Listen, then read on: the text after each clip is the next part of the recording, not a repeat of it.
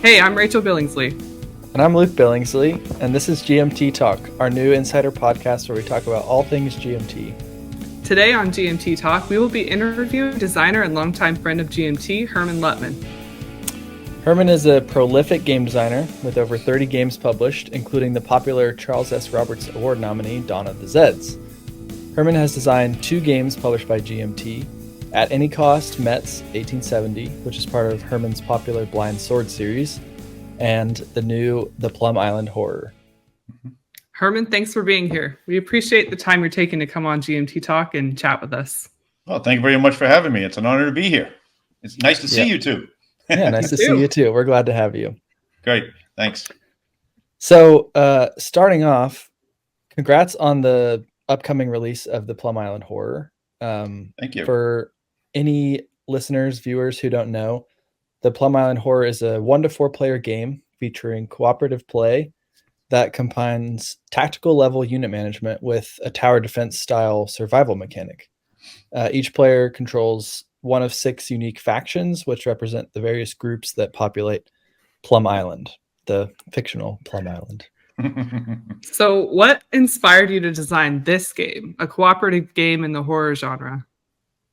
Well, it goes, this is one of my little designing tropes that I like. I love designing some horror, some, alt history or non-historical gaming. This one in particular goes all the way back to my VPG days after I designed Dawn of the Zeds. And Gene Billingsley was a big fan of Dawn of the Zeds. I haven't heard of him. Yeah, I'm sorry? I haven't heard of him. Oh, and, one of our original plans was that, we would eventually get Dawn of the Zeds in with GMT as a big box game and all that, which was the typical procedure we used back in the early days of VPG. That didn't work out, obviously. And ever since then, I've been thinking about a way to do a Dawn of the Zeds type game for GMT. And it was while I was working on Miracle at Dunkirk for Legion War Games, which is a game on, obviously, Dunkirk in 1940. And I remember remarking to Fred, my developer, I said, man, this is, the Germans are closing in on this beachhead, and the main part of the game, it's not even so much a war game, it's more of an evacuation game. Yeah. So you're not supposed to defeat the Germans. You're not going to defeat them. The thing is to hold them off until you can evacuate enough soldiers. And then I just flippantly said, boy, it's like a whole bunch of zombies coming in and trying to take over the beaches. And from there, I was like, oh, wait a minute now. This actually is kind of a cool idea about an enclosing horrific enemy. And your job is to, and not soldiers that you're saving, but now let's say citizenry or, assets or, and how do you get these people off? What methods do you use? Well, you could use helicopters. You could use a bridge. You could use a ferry. So that all then just started snowballing into this whole idea of the Plum Island Horror. And, I presented it to Andy Lewis, oh God, I don't know how many years ago at PresCon, and he loved it. And then the rest is history. Yeah. And I'm glad that you came up with it. It's such a great game. History. Yeah. Well, there you go. That's funny you mentioned Plum Island. There is so the reason it's Plum Island, I found out eventually that there's like 3 real Plum Islands. The reason I came up with Plum Island originally is that I'm originally from Long Island. I live in Tennessee now. And there is an actual Plum Island off the east end of Long Island. And it's infamously known as a animal, bacterial, behavioral, whatever, this lab. And it's very secretive. You can't go there. It looks awful when you go by it on a ferry. And it has this horrific history, or at least, supposed history, rumors about it. And I just immediately thought, well, that's a great name because of that connection. Then I found out there's also a Plum Island, I think, in Massachusetts, I think people told me. And then there's another one somewhere else. Huh. So that is the reason I picked Plum Island. Yeah, it'll be interesting if other New Yorkers make that connection as well. Some have. Like, oh, I've seen this before. But yeah. Yeah. And it shows up once in a while, and there's a couple of shows and a couple of movies. It's referenced.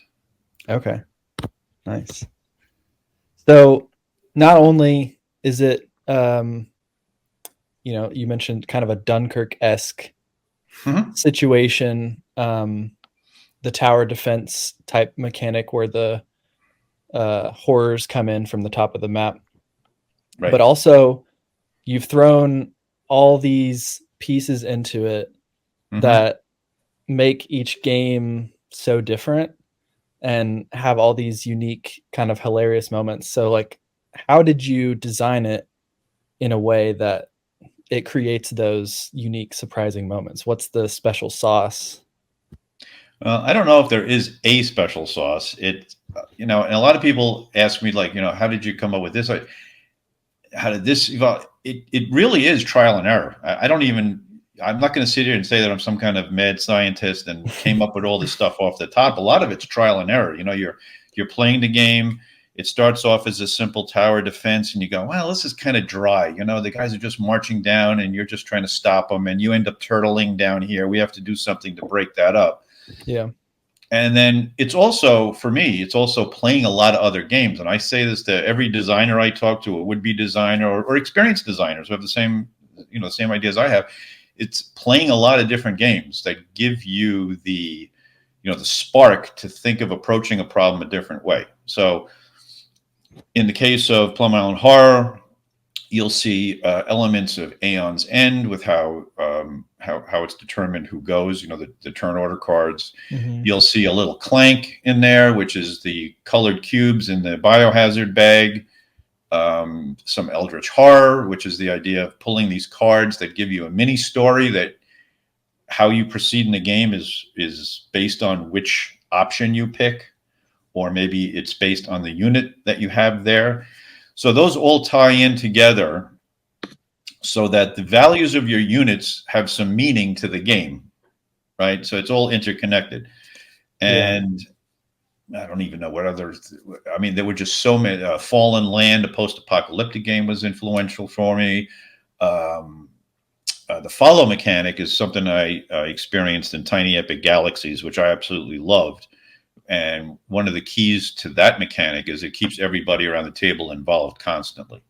Right. So even if Luke's going, Rachel will be thinking about, well, should I follow or not follow? Because I'd really like to do this and I'm going to have an opportunity. But the key for this game, as opposed to some of the other follow mechanics in other games, is that I built in a risk to doing that, right?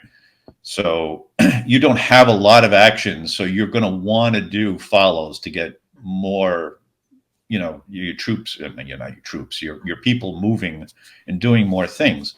But the risk of following is that you may set off a bad event. Right. So even the bad events, I mean, there is one token in the game that automatically a bad event's going to happen. You have to pull an event card. But how many bad events you have is kind of in the control of the players by how much you follow and therefore push your luck. Yeah. So there is an investment even in the bad stuff happening to you in the game. So in that sense, I just tried to keep people feeling that they're playing the game, that chaos is happening, which is always my thing, but that they're not totally uninvested in what's happening. The game's not playing them. Right. So you do have some investment in what's going on. Once in a while, it's going to throw you a curveball, but every curveball you get thrown, there is a possibility, you can come up with a strategy to counter it. So it's a constant give and take. And I like that in my games. I like games to surprise me, which is why I like chaos. And as long as you inject that chaos, with a constant theme, right? That it's not just totally chaotic, Martians land and destroy everybody or something like that. And that goes back to Blind Swords. Even Blind Swords is chaotic, but it's historically weighted chaos. Right. It's chaos that could happen on a Civil War battlefield or on a Franco-Prussian War battlefield. And the chaos in this game, it's a little stretched reality, but it's still amongst reality in our little fantasy horrific world here. It's still, you can still nod your head and go, yeah, I could see that happening, Right. Yeah. I liked that a lot when I played the level of chaos, but also just the player agency. Something else I noticed playing was that it has a lot of subtle references and Easter eggs. For example, like one of the characters you can control in the Pearl Security Services faction is named Kevin Blart. And his Yes. vehicle's a Segway. So what was one of your favorite Easter eggs that you included? Oh my God. It's just this.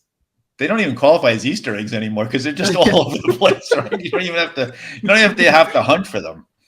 The Blart thing it's funny because I think I had just watched Mall Cop. Is that the name of them? Yeah, it was Mall Cop. So. Right? Yeah, Paul Blart Mall Cop. Yeah, I would just watch that movie and I just kept laughing at him on the Segway going around like a tough guy, right? And I said, I got to put that in the game. Yeah, it's perfect. Right. So a lot of those. So I mean, the whole game is basically Easter eggs. Many of which, honestly, people won't get. If you're under 40, you're not going to get a lot of these jokes. But I don't have a good enough imagination to come up with these great fantasy names for people, right? You know, I don't know where authors get all their names for Game of Thrones and all that kind of stuff. So I usually go to, well, what's a common theme, and then just work off that as a model. So even in maybe I'm telling you this for the first time, but in Dawn of the Zeds, almost all of the heroes are named after New York Mets baseball players. Mm. Oh, that's cool. Nice. That's because I was like, okay, I'm a big Mets fan. I'm just going to start grabbing, guys I like, from the game. Yeah. So I kind of did that with this, and then doubled down and tripled down on that idea. So my favorite, well, I have family members all over the place, friends of friends. The civilians, you'll note that there's many civilians, including the two of you who are in the game. Yeah. Why is Rachel's Uber Chakra Yoga your Uber favorite Chakra Easter Yoga? egg? Luke's Use the Force comics. That's right. Ken's in there. He's got a coffee and roastery, and your dad's in there as Gene the Dancing Machine Studios. And yeah, that's definitely fitting in a horror game. So there was a show. So there was a show called The Gong Show, and there was a guy that came out all the time called Gene the Dancing Machine. So that's where I got that from. So I mean, do I have a favorite one? I don't know. I got one of my favorite TV shows back in the 60s. So I was in my teenager. It was a show called F Troop, and many people out there will have never heard of it. Many of you will have. I had got every character of F Troop in the National Guard contingent. So Captain Parmenter's in there. Agarn, Sergeant O'Rourke, Fort Courage is in there. And one of my favorite episodes was Harvey Korman. I don't know if you know who he is, but many people will know who Harvey Korman is. He played he was a guest on the show, and he played a Prussian balloonist who would balloon into the Fort Courage. And he had a little dachshund with him. And his dachshund's name was Schnitzel, right? And we actually subsequently named our dog, who's since passed away, but his name was Schnitzel. Oh. And that's why Schnitzel Brewery's in the game. It's named after that. So Harvey Korman would stand there and go, "Mein Schnitzel likes you, yeah?" So I always thought it was like, this is my favorite episode. So I threw that in there.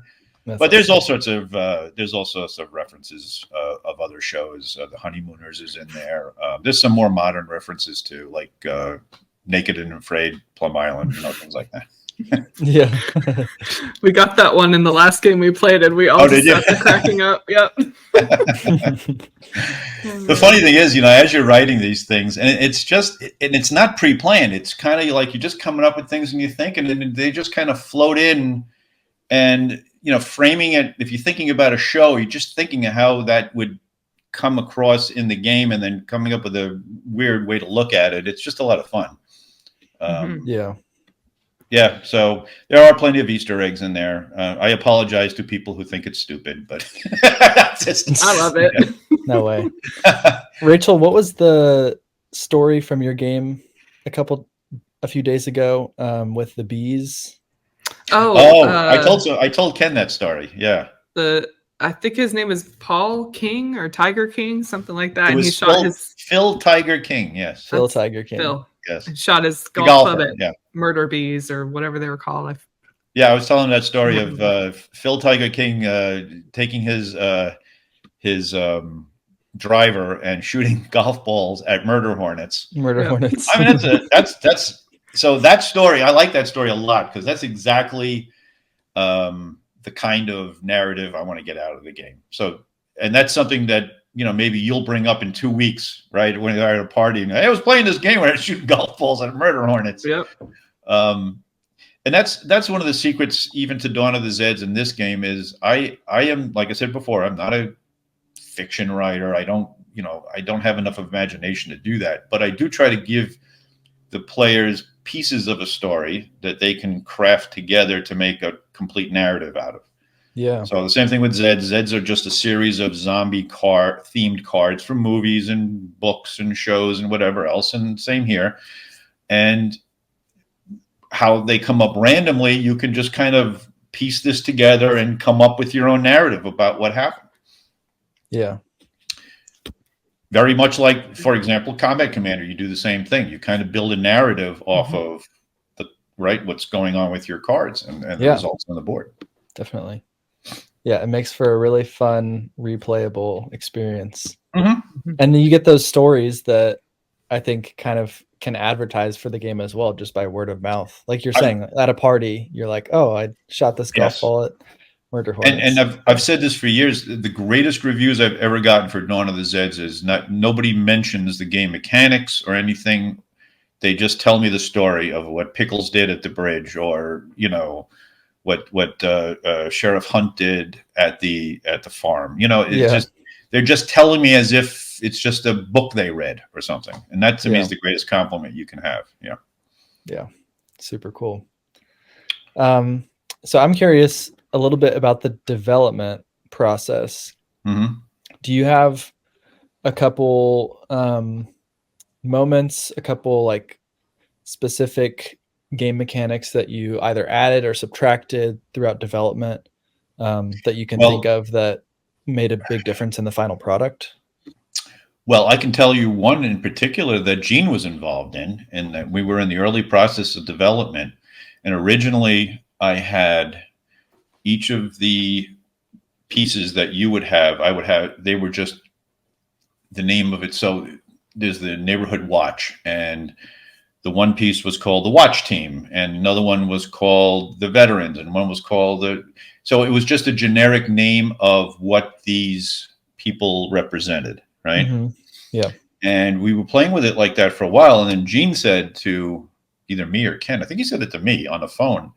He goes, Herm, everything looks great, but one of the things I loved about Dawn of the Zeds is you identified with each person. Like they were named after people, and therefore you identified more closely with them. Yeah. So that was a big turn for me in that I then went, and he goes, he's right, So I renamed. So that's why all these units are named after people specific. Yeah. So in the rules, I say, this is not a piece of this one person. It's that person is either the most prominent personality or the leader of the group or whatever, but it's a bunch of people, but we're going to identify it by this particular person. And that again makes the player feel more connected with the faction that they have. Yeah. So that was a big turnaround, because I had done it a little differently, because I didn't know, I wanted it to be more of a grandiose scale, because you're talking about the whole island. So I didn't want one or two people just running around doing all this stuff. I kind of wanted groups of people doing that. Right. But he was right. I still needed to name it after somebody so that you have that connection. Yeah, definitely. As far as others, and then that's the whole thing. The whole development thing with Ken and myself is, this game looks quite a bit different than when I showed it to Andy 4 years ago or whatever it was. And that's the real value of development work, right? Is that I can present an idea that's a good idea, that's a little rough around the edges, and the development process gets that to be a nice flowing machine, where things just connect better. And then as we were adding different layers to it, because when you start out and I present, especially a game that's this unusual for GMT, I don't really know where the borders are, right? What are the parameters that I can go? Can I have 2,000 cards, or do you only want 25 cards? So how far can I go in every direction? Right. So we went like what were the components going to look like? That's where we evolved to standees, right? I think that was Ken's idea. Like, hey, we could make these people standees and make them look a lot different on the board than the horrors. Just stuff like that. And again, it's trial and error. It's throw the stuff out there, play it. Let's fix this. All right, let's try it now with this fixed. And then we add this layer of, I mean, it's how we ended up with 3 decks of cards, because that's what it ended up being, the best combination with those 3 decks. Even at the beginning of the game, I had gas, food, and supplies as 3 different resources. Yeah. Because logically, I'm thinking, all right, well, gas is going to run cars, and the food's got to be fed to the people, and the supplies do other things, generically. But as we played more and more, it was too fiddly with those 3 different resources, right? And one of the main goals for this game was to make it accessible to not only to war gamers or experienced gamers, but maybe it's something you would play with, a family member that doesn't normally play these kinds of games. And then having those 3 different types of resources was just a bridge too far. So I remember telling Fred, I said, Fred, I think I'm just going to make these generic supplies. So what? You use your imagination. I'm collecting supplies here, and I'm using them for gas or whatever. It doesn't matter. You could, if you've collected what you think is food and you're using it to, you just say, well, I traded this stuff on the black market for gas or something along those lines. I mean, you can justify it, and it just made the game a lot smoother. So yeah, the whole development process, especially in this case, we had so many people involved, it was hard. It was a lot of work, but it ended up paying off in the end. And it is a critical part of design work, or at least getting a design out that is the best it can be. Yeah. And one thing that you got to learn as a designer too is you got to accept play test and development feedback, and not be married, just lock, stock, and barrel to what you've produced. You got to be open to growing and just making this the best product you can make it. Yeah. It's so interesting. You wouldn't really think that having, this aspect of the game, we kind of use general terms like, this is like sheriff number 1, this is sheriff number 2, or something like that. And then in this other aspect of the game, we've got food, gas, and supplies, and just switching those to where the characters are more specific, and then the supplies are all just supplies. That would make such a big difference, like narratively, but it does, and it does. Yeah, interesting. Yeah, it's a combination of narratively and gameplay function. Like you don't want to make it hard for people to play the game. You don't want to be fighting the game constantly. And that's something I've learned over the years. I mean, I've been designing, 12 years now or something like that. And I look back and I can say, oh, I could have done that a lot smoother. You got to get away from the crunchiness. I know I keep saying crunchiness, but games have to be accessible. If you're fighting the game now, and by the way, I mean, there are people who like that kind of crunchiness and want to struggle, and wrestle with a game for 3 hours per turn and all that kind of thing. But generally people don't. And that's one thing I learned playing other games too, is that the other games are designed to be played in a couple of hours max. Like you want to get to a conclusion. Right. And when I was with my gaming group in New York, we'd play every Saturday, and we'd play multiplayer cooperative games a lot. And we would go through 2 to 3 games a session to conclusion. And there was something very satisfying about that, that we weren't getting together for 4 hours and playing 2 turns of a big war game, right? We were knocking out 3 games to conclusion, had a great time. And I'm like, yeah, I like that feeling. I'd like to, and I know Plum Island Horror, I know it's a little longer than your normal. I mean, that's just the nature of the beast. But one thing I would do for any kind of expansion would be to maybe come up with a short game, or express game, however you want to, a version you could play in maybe an hour and a half to 2 hours. Okay. Yeah. That sounds pretty cool. Do you have any other expansion ideas you'd like to share? Oh, well, I don't know if I should. Well, apparently we got a green light to actually start working on an expansion already. So that's kind of cool. Sweet. We have, I already have a sheet started with a number of ideas. I like them. I like them a lot.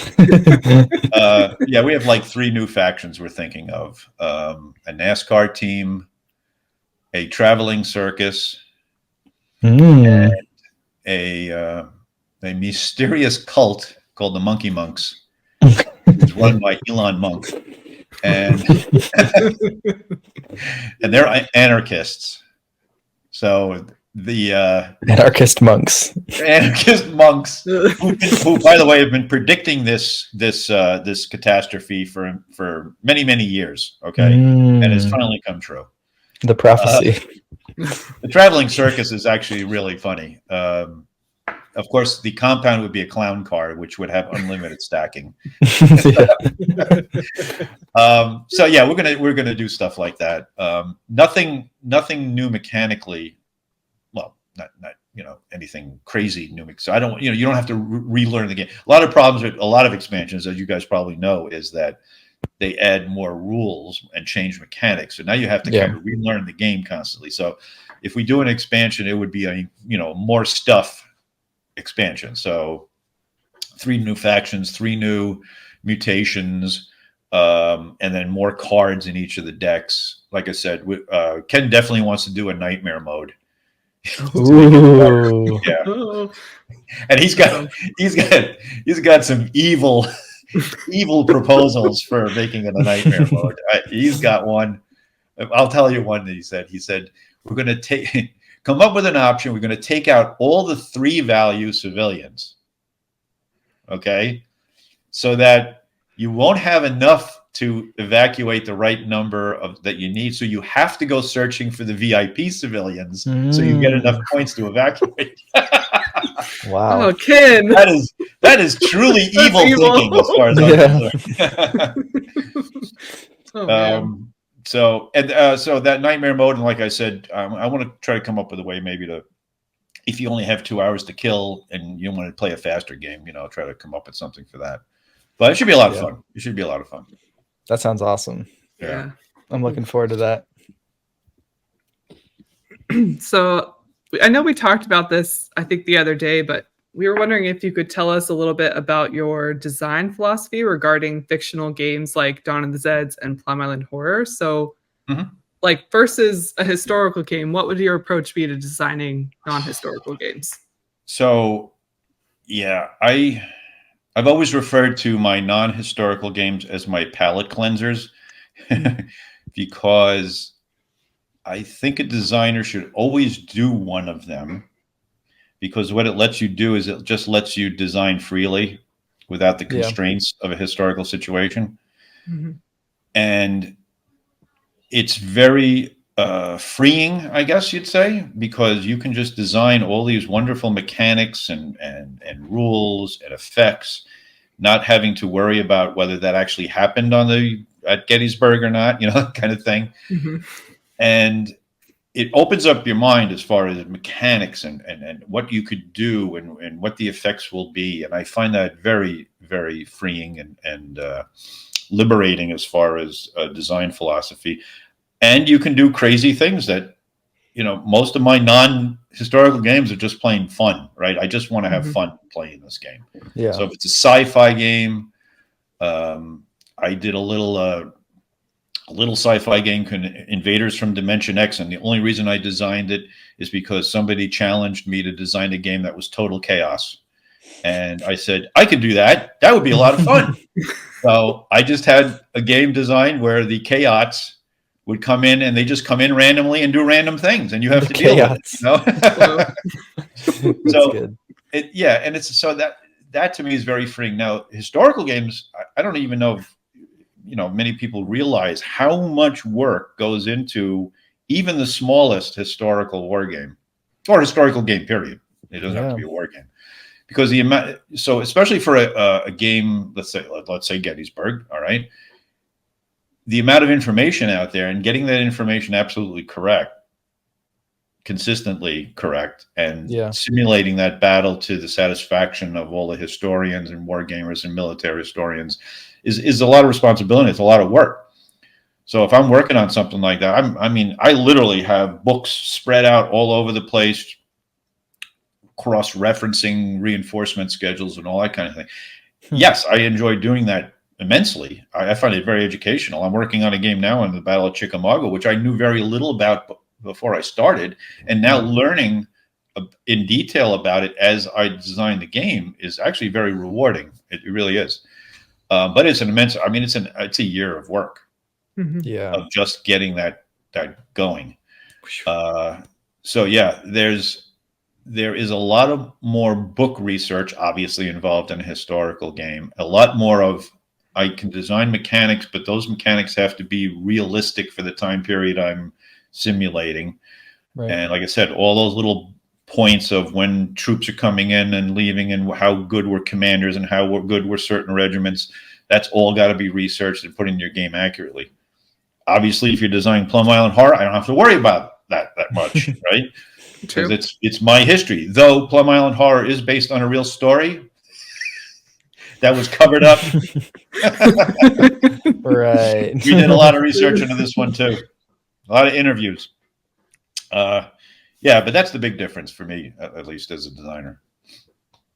Great. Cool. Speaking of non-historical games, we have heard a few rumors that you might be working on some other non-historical games. Is that true? I don't know. Is it true? And is there anything you can tell us about that? Well, in my whole, well, as far, you mean is just as far as GMT is concerned, or? Yeah, I mean, that might be in the ballpark for GMT games. Oh, did you use the word ballpark on purpose? Maybe. Well, Ken and I don't want to say nothing's official, but Ken, who's a developer for Plum Island Horror, Ken Kuhn, I found out kind of by accident because he saw a post I wrote on another, I don't know, on BGG somewhere. He goes, "Hey, I'm a big baseball fan. I didn't know you're a big baseball fan." So I said, "Yeah, I have a baseball game on TTS that I've been futzing around with because I'm a huge baseball fan." And we started talking, and then we've actually working together now on a baseball simulation. It's not your prototypical baseball game. It's not like Stratomatic, redone or anything like that. It's more of a strategic baseball game where you're playing series and you're playing an entire season. So it's more about managing a team and the personnel on the team, and you're playing. Okay. You do play games, but you do it abstractly, and it also has a bit of deck building and dice mechanics too. So it's a dice and card game where you're building a team and managing a team through a season. So that's the idea anyway. We're still in the infancy of it, apparently Gene told Ken that he would like to see something else like Plum Island Horror using that same kind of evacuation of people mechanic with the tracks. Mm-hmm. So that's something we have to figure out. I mean, obviously I don't want to make it exactly like Plum Island Horror. That would be silly, right? So it would have to be something a bit different. I don't think it would be anything historical. Nothing I can think off the top of my head, but something along that same kind of flavor. Okay. Yeah. Nice. Yeah. Those sound good. That was in the ballpark for sure. I Nice. hope Ken doesn't get mad at me for mentioning this. We can always cut it later if he doesn't approve. So we have a couple of recurring questions that we like to ask everyone we interview. Sure. So one of those we've got, do you have a favorite game by another GMT designer? Oh, yeah. I actually mentioned it before. Combat Commander is one of my all-time favorite games. Chad Jensen. That game, basically, when people ask me, well, what inspired you to do Blind Swords the way you do? And I always mention Combat Commander because Combat Commander proved to me that A, games can be fun. War games can be fun too, right? Yeah. But B, it also taught me that chaos can be historical, right? what happens on the battlefield chaotically, is something that actually did happen, right? Yeah. So as I said before, that game taught me that you can build a narrative after your hand builds your narrative of what's going on in the battlefield. So you can justify things that are happening on the battlefield because they're all within the context of possibilities on a Civil War battlefield, on a World War II battlefield. And I loved playing that game because of the surprises. Like I told you, I love playing games where I'm surprised by the game, right? I'm not a chess player where I want to know everything that's going to happen. And if I do this, this will happen. And if he does that, this will happen. I like wrenches thrown in there that I have to deal with and be surprised by. To me, it's exciting and more adventurous to do that. And Combat Commander did that all the time. I mean, I remember playing the Pacific version and like Japanese troops were just popping up behind me, grabbing VP. I'm like, oh no, I knew they were going to do that. But what it does teach you though, is that you have to be prepared. And this goes into the blind swords thing, is that the commander has to be prepared for the unexpected, right? I mean, you have to have a plan B and a plan C, because if this attack doesn't go well, or if this one goes really well, how do you exploit it? If this goes badly, how do you defend against that?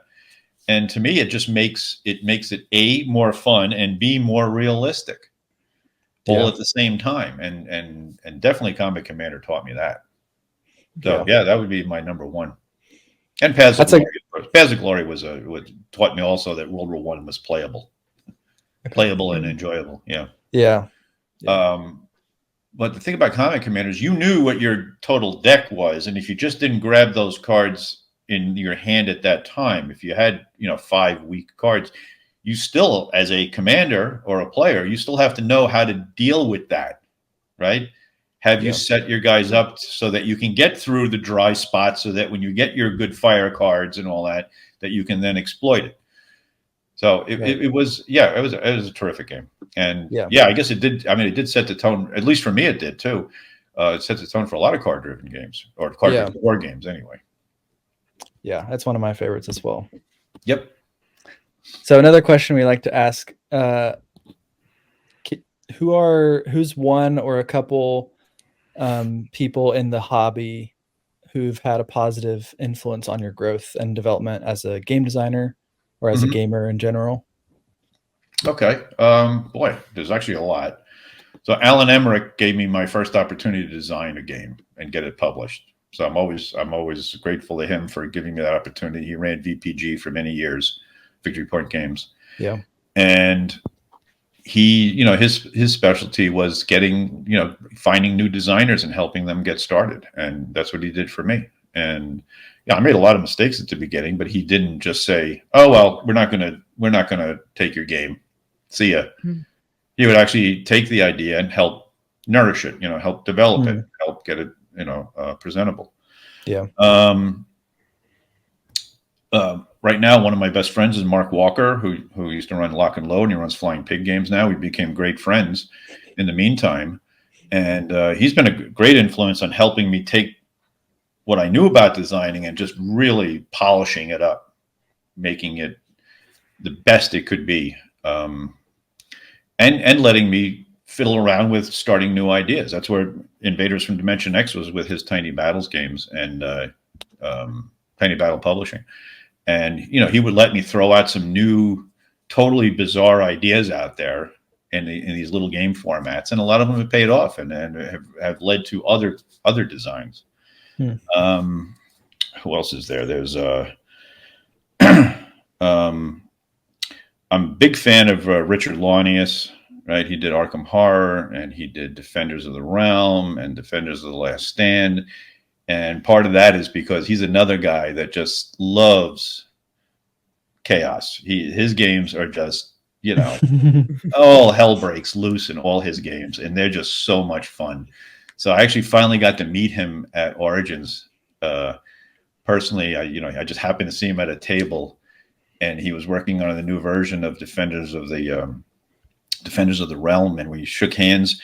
And I said, "Oh man, I'm a big fan of all your stuff." And we talked for a while, and then later on, he came running up to me and he taps me on the back. He goes, "Herm, I love your designs. He goes, I gave Dawn of the Zeds as a gift to somebody. I didn't even give him one of my own games. And like, to me, I was like floating on air for the rest of the weekend. It was fantastic. Yeah. So cool. And one of the earliest designers that I got, it was a guy named Rob Markham. I don't know if he used to design for 3W, and he was another guy that just had this knack of making games accessible but unique, right? So he designed a whole bunch of series of English Civil War, and he actually designed a game called Blood and Iron, which introduced me to the Franco-Prussian War, which led to At Any Cost, because I didn't know anything about the Franco-Prussian War. When I played his game, I was like, oh man, this is really cool. What an interesting period of history. And it made me, go and explore it some more. I don't know if he's still around or not, to be honest with you. It's been many years, but he was a fantastic designer. And again, he taught me, the reason I liked his games is they were small format, but they were immediately accessible, but they weren't the same old thing trudged over and over again, right? It was a unique feel, a unique take to all those conflicts. And I really appreciated that. So I tried to emulate that as much as possible. Yeah. Thanks for sharing those. Yeah, that's cool.